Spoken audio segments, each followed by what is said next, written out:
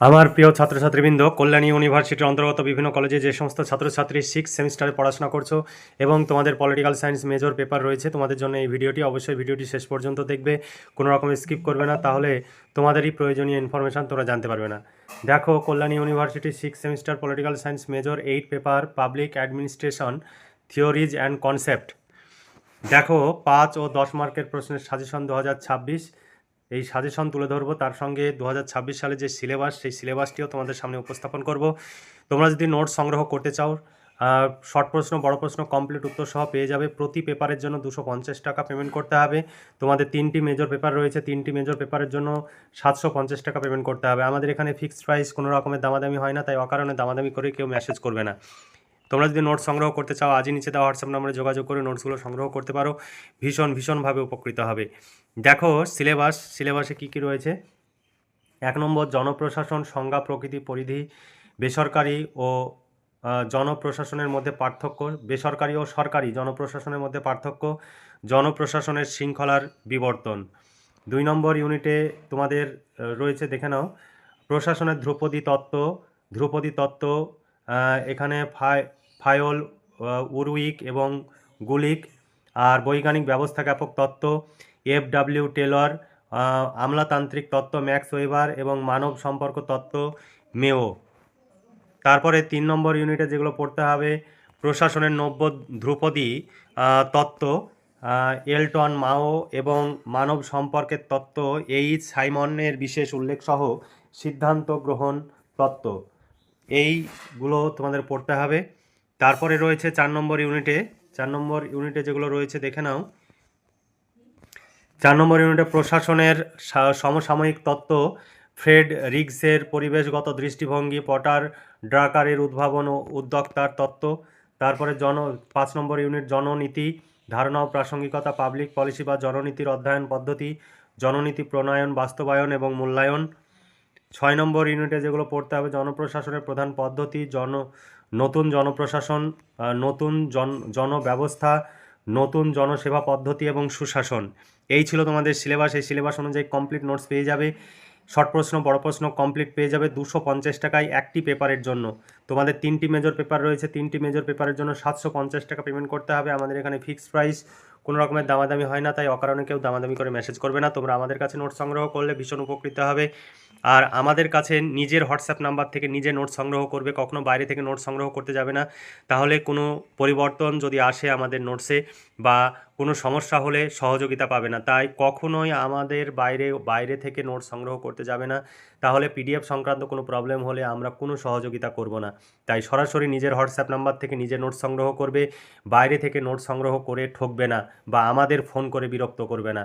সব সময় নিজের হোয়াটসঅ্যাপ নাম্বার থেকে, আমাদের যে অফিসিয়াল নাম্বার, নিচের নাম্বার দেওয়া আছে, শুধুমাত্র এই একটি নাম্বার, আমাদের দ্বিতীয় কোনো নাম্বার থেকে PDF দেওয়া হয় না।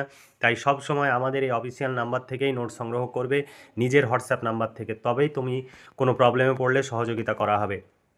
ইউনিট 1, শাসন প্রক্রিয়া বলতে কী বোঝায়, এর বিষয়বস্তু বা পরিধি ব্যাখ্যা করো। 2 নম্বর, জনপ্রশাসনের প্রকৃতি বা বৈশিষ্ট্য সম্পর্কে আলোচনা করো, শাসন প্রক্রিয়ার গুরুত্ব সংক্ষেপে আলোচনা করো।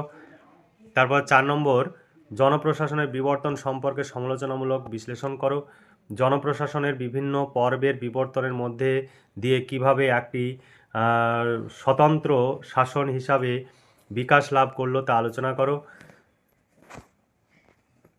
তারপরে প্রশাসনের বিবর্তন, আধুনিক প্রশাসনের প্রভাব বা গুরুত্ব ব্যাখ্যা করো, জনপ্রশাসনের বিবর্তনের বিভিন্ন স্তর সম্পর্কে আলোচনা করো, উপযুক্ত উদাহরণ সহ সরকারি প্রশাসন ও বেসরকারি প্রশাসন ব্যবস্থার মধ্যে তুলনা করো।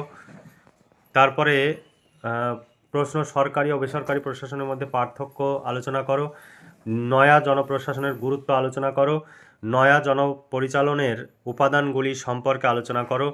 এখানে অনেক অথবা রয়েছে। 2 নম্বর ইউনিটে যেগুলো পড়তে হবে, প্রশাসনের তত্ত্বের সংজ্ঞা, বৈশিষ্ট্য, সনাতনী তত্ত্ব কী, সনাতনী তত্ত্বের বৈশিষ্ট্যগুলি আলোচনা করো। তারপরে প্রশ্ন, বৈজ্ঞানিক প্রশাসনের ব্যবস্থার সংজ্ঞা ও পরিচালন ব্যবস্থা সম্পর্কে আলোচনা করো। ফ্রেডারিক টেলরের বৈজ্ঞানিক পরিচালন তত্ত্বটি ব্যাখ্যা করো। তারপর বৈজ্ঞানিক পরিচালন ব্যবস্থার তত্ত্ব ধারণা আলোচনা করো, ম্যাক্স ওয়েবারের আমলাতান্ত্রিক তত্ত্বটি ব্যাখ্যা করো। এখানে আরও অথবা রয়েছে। তারপরের প্রশ্ন, প্রশাসনিক পরিচালন ব্যবস্থা সম্পর্কে ফেওলের দৃষ্টিভঙ্গি বা তত্ত্ব আলোচনা করো। প্রশাসনিক পরিচালন ব্যবস্থা সম্পর্কে গুলিকের তত্ত্ব ব্যাখ্যা করো। প্রশাসন পরিচালন ব্যবস্থা সম্পর্কে আরউইকের তত্ত্ব ব্যাখ্যা করো। তারপরে এলটন মায়োর মানব সম্পর্কে তত্ত্ব সমালোচনামূলক প্রবন্ধ লেখো। 3 নম্বর ইউনিট মানব সম্পর্ক তত্ত্ব কি? মানব সম্পর্কের তত্ত্বের নীতি সমূহ ব্যাখ্যা করো। আধুনিক প্রশাসনে মানব সম্পর্ক তত্ত্বের গুরুত্ব আলোচনা করো। প্রশাসনিক তত্ত্ব সম্পর্কে সাইমনের সংজ্ঞা বৈশিষ্ট্যগুলি লেখো। প্রশাসনিক তত্ত্বের যৌক্তিক সিদ্ধান্ত গ্রহণ সম্পর্কে আলোচনা করো। তারপরে 4 নম্বর ইউনিট থেকে প্রশ্ন, সমকালীন তত্ত্ব হিসাবে পরিবেশগত দৃষ্টিভঙ্গি ব্যাখ্যা করো। ফ্রেড রিগসের তত্ত্ব ব্যাখ্যা করো। এখানে আরও অনেক অথবা রয়েছে। তারপরে ফ্রেড রিগস উল্লেখিত বাজার ক্যান্টিন মডেল সম্পর্কে আলোচনা করো। এখানে আরও প্রশ্ন রয়েছে, তোমরা দেখে নিতে পারো। তোমরা যদি নোট সংগ্রহ করো ভীষণ উপকৃত হবে। তারপরে পিটার ড্রাকারের উদ্যোগপতির ধারণা ব্যাখ্যা করো।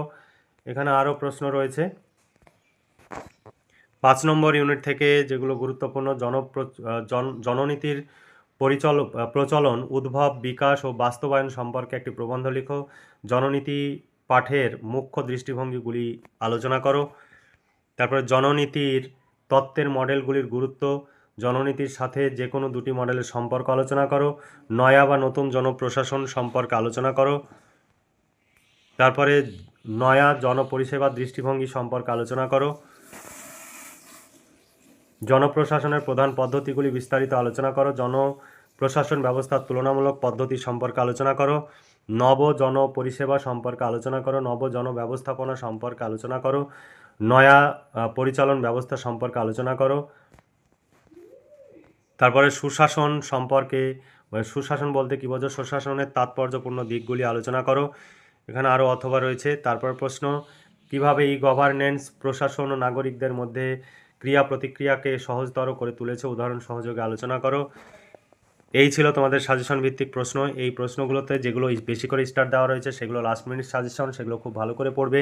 তোমরা যদি নোট সংগ্রহ করতে চাও প্রতি পেপারের জন্য 250 টাকা, শর্ট প্রশ্ন বড় প্রশ্ন কমপ্লিট উত্তর সহ পেয়ে যাবে। এর বাইরে কিছু পড়তে হবে না, পরীক্ষা 100% কমন পাবে। 3টি মেজর পেপারের জন্য 750 টাকা পেমেন্ট করতে হবে, কমপ্লিট নোটস পেয়ে যাবে। তোমরা কখনো বাইরে থেকে নোট সংগ্রহ করতে যাবে না, আমাদের প্রচুর টাকা খরচ করে নোটসগুলো তৈরি করা হয়, যে কারণে আমাদের খরচ তোলা মুশকিল হয়। তোমরা যদি বাইরে থেকে নোট সংগ্রহ করো তাহলে আমাদের আগামী দিনে হয়তো কাজ করা মুশকিল হবে। আমরা অলরেডি অনেক সমস্যার মধ্যে পড়ে গেছি। তোমরা যদি চাও তবে আমাদের টিকে থাকা সম্ভব, নইলে আমাদের এখানে টিকে থাকা আর সম্ভব হবে বলে মনে হচ্ছে না।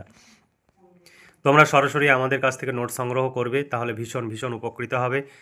আর তোমরা যদি ভাবো যে আমরা সংগ্রহ করব না, তাহলে তোমাদের সেটা ব্যক্তিগত ব্যাপার, তাহলে আমাদের কাজ করাও সম্ভব হবে না। তোমরা পরবর্তীতে হয়তো সেই সমস্যা বুঝতে পারবে। তাহলে আজকে এই পর্যন্তই। তোমরা ভালো থেকো, সুস্থ থেকো এবং খুব ভালোভাবে পড়াশোনা করে পরীক্ষার প্রস্তুতি নাও। এই শুভকামনা জানিয়ে আজকের ভিডিওটি এখানে সমাপ্তি ঘোষণা করছি।